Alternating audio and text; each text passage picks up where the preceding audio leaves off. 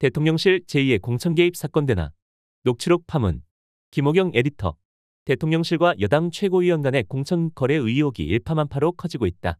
사실일 경우 제2의 공천 개입 사건으로 비화할 가능성도 배제할 수 없다.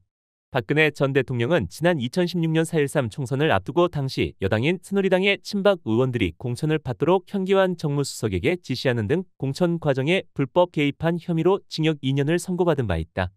이번 파문의 당사자인 대통령실 이진복 정무수석과 국민의힘 태영호 최고위원은 무조건 잡아떼기로 나오고 있지만 해당 음성 녹취 내용이 매우 구체적이어서 설득력이 없다는 평가가 지배적이다.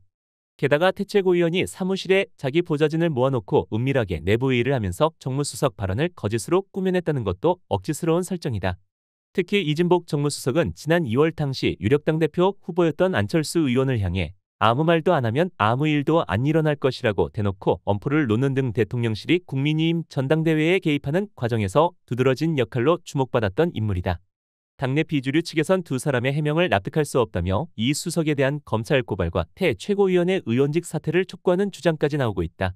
MBC 뉴스데스크는 1일 윤석열 정부의 일본 강제동원 배상안 발표 직후 여론의 비판이 쏟아지던 지난 3월 9일 이진복 정무수석이 태영호 최고위원에게 한일 관계에 대한 옹호 발언을 해달라는 취지의 요청을 했다고 단독 보도했다. 태 최고위원의 음성 녹취에 따르면 그는 이날 이 수석을 만난 뒤 저녁에 의원회관 사무실에서 보좌진을 모아놓고 강한 어조로 다음과 같이 말했다. 오늘 나 들어가자마자 정무수석이 나한테 오늘 발언을 왜 그렇게 하냐. 민주당이 한일 관계 가지고 대통령 공격하는 거 최고위원회 쪽에서 한마디 말하는 사람이 없냐. 그런 식으로 최고위원 하면 안 돼. 바로 이진복 수석이 이야기하는 거예요. 그래서 앞으로 이거 최고위원 발언할 때 대통령실에서 다 들여다보고 있다. 아니 오늘 한일 관계 얼마나 좋냐. 첫 상견례 자리에서 아딱 당신이 그거 탁 치고 들어왔으면 대통령한테 가서 이거 오늘 한일관계 태영호가 한마디 했습니다. 이러면 얼마나 좋을 뻔했느냐. 이 과정에서 태 최고위원은 이진복 수석이 공천과 연관지어 거듭 거론한 말을 전했다. 당신이 공천 문제 때문에 신경 쓴다고 하는데 당신이 최고위원 있는 기간 마이크 쥐었을 때 마이크를 잘 활용해서 매번 대통령한테 보고할 때 오늘 이렇게 했습니다라고 정상적으로 들어가면 공천 문제 그거 신경 쓸 필요도 없어. 지난 총선 때 보수 텃밭 서울 강남 갑 지역구에서 탈북민 출신으로 당선됐던 태 최고위원은 이 말을 듣고 정신이 번쩍 들었다고 했다. 그래서 내가 이제부터 정신이 번쩍 들더라고. 이진복 수석이 나한테 좀 그렇게 약간 다 걱정하는 게 그거잖아. 강남갑 가서 재선이냐 오늘도 내가 그거 이진복 수석한테 강남갑 재선되느냐 안 되느냐. 이 수석이 태 최고위원에게 전한 경고 또는 충고를 통해 대통령실이 여당 지도부 회의에서 누가 어떤 발언을 하는지 하나하나 체크하고 있다는 사실을 알 수 있다. 나아가 어떤 발언을 해야 하는지 주문 지시까지 하고 평소의 충성 발언 여부를 윤석열 대통령에게 보고함으로써 내년 총선 공천과 연계시키고 있다는 점을 시사한다. 태 최고위원은 실제로 이 수석과의 만남 이후 최고위원회의에서 한일관계 발언을 적극 개진했다. 3월 13일에는 일제강제징용 해법과 한일관계 문제와 관련해 민주당이 국익은 생각하지 않고 오로지 정치 공세를 이어가고 있다고 야당을 맹비난했고 같은 달 16일에는 윤석열 대통령의 구상권 포기 결정은 대국적, 대승적 결단이다. 빈손 외교, 굴욕 외교라는 단어 자체가 나오는 것이 비정상적이라고 윤 대통령 엄호에 발벗고 나섰다. 그는 심지어 독도는 일본 영토라는 일본의 외교청서가 발표됐을 때조차 페이스북에 일본의 외교청서 공개는 미래지향적 한일관계에 대한 일본의 화답징표라는 궤변을 늘어놓는 등 온갖 무리수를 마다하지 않았다. 이 밖에 태 최고위원의 제주 4.3 사건과 백범 김구 선생 관련 망언 등 무리를 빚은 각종 설화의 배후에 대통령실이 있었던 게 아니냐는 의혹도 제기된다. 그러나 태 최고위원은 자신이 직접 했던 발언이 음성 녹취를 통해 공개됐는데도 사실이 아니라고 부인하며 단순한 과장으로 치부했다. 그는 페이스북에 MBC 뉴스데스크 보도에 강한 유감을 표명합니다라는 제목의 글을 올려 이진복 정무수석은 본 의원과 만난 자리에서 한일관계 문제나 공천 문제에 대해 언급한 사실이 전혀 없다며 녹취에서 나온 제 발언은 전당대회가 끝나고 공천에 대해 걱정하는 보좌진을 안심시키고 정책 중심의 의정활동에 전념하도록 독려하는 차원에서 나온 과장이 섞인 내용이라고 주장했다. 이 수석 본인도 2일 용산 대통령실에서 기자들과 만나 공천 문제는 당에서 하는 것이지 여기서 하는 게 아니다라며 그런 얘기를 전혀 나눈 적이 없다고 전면 부정했다. 이어 태 최고위원이 어제 2차례 전화를 걸어와 설명하다 보니 조금 과장되게 얘기를 한 것 같아 죄송하다고 했다고 전했다. 개인 간의 사과로 마무리할 수 있는 성격의 일인가라는 기자 질문에 이 수석은 내가 조치할 수 있는 게 있을까요라며 당에서 알아서 판단할 문제라고 답했다. 김기현 대표 역시 이날 취재진에게 아니 그러니까 자기가 부풀렸다고 그러지 않나라며 그런 말 한 적이 없다는데 왜 자꾸 안 했다는데 했다고 묻느냐며 오히려 짜증을 냈다.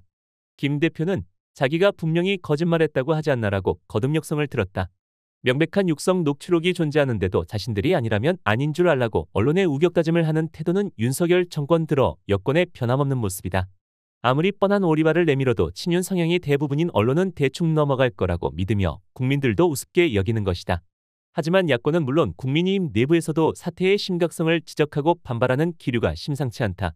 민주당 권칠승 수석 대변인은 국회 소통관 브리핑에서 대통령실의 당무 개입 의혹은 이번이 처음이 아니다라며 현직 당 대표를 징계하고 유력 당권 주자를 쳐내고 입맛에 맞는 당 대표를 안 친 게 국민의힘 자체적으로 벌인 일이라고 생각하는 국민은 없다고 말했다. 그는 녹취 내용대로 대통령실이 공천을 미끼로 당무에 개입했다면 민주주의의 근간인 삼권분립을 훼손하는 폭거이자 불법 행위라고 비판했다. 기본소득당 상임대표인 용해인 의원은 대통령실을 옹호하기 위해 무리하게 던졌던 태영호 최고위원의 모든 망언의 배후에 이진복 정무수석과 대통령실이 있다는 것이 드러났다면서 망언 징계에 대해 국민의힘이 미온적이었던 것도 이제 이해가 간다. 용산의 뜻이 곧 태영호 최고위원의 말이었으니 어찌 감히 용산의 뜻을 징계하겠나라고 말했다. 국민의힘 하태경 의원은 MBC 라디오 김종배의 시선집중에 출연해 태영호 의원실 보좌진 누군가가 녹음을 유출했을 것으로 본다면서 책임은 태영호 의원 본인이 져야 된다. 안 그래도 지금 징계 심의가 시작됐는데 악영향을 줄 수밖에 없을 것이라고 했다. 검사 출신 김웅 의원은 페이스북에서 녹취록 내용이 사실이라면 이진복 정무수석은 당무 개입과 공천권 개입이라는 중대범죄를 저지른 것이라며 즉각 경질하고 검찰에 고발하라고 요구했다. 이어 그것이 아니라 태 최고위원이 전혀 없는 일을 꾸며내 거짓말한 것이라면 태 최고위원은 대통령실을 음해한 책임을 지고 의원직을 사퇴하라고 촉구했다.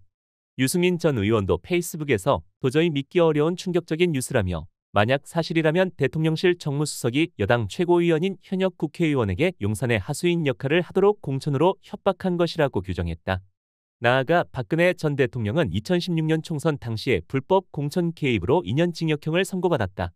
검찰에서 이 사건 수사를 지휘한 사람이 바로 윤 대통령이라며 보도된 사건이 공직선거법이 금지하는 대통령실의 불법 공천 개입이 아닌지 공직선거법 제9조 2항에 따라 검찰과 경찰은 신속, 공정하게 수사할 의무가 있다고 강조했다. 신인규 국민의힘 바로 세우기 대표는 완전하게 비밀이 보장된 내부 회의에서 거짓말을 한다는 뜻은 태 최고위원은 숨만 쉬면 거짓말을 한다는 의미라며 대통령실 정무수석의 공천 개입이 드러났다. 이진복 수석은 부인하고 있지만 태 의원의 증언과 그동안의 비정상적 행태를 고려할 때 공천 보장이라는 미끼가 있었다고 보는 것이 합리적이라고 단언했다.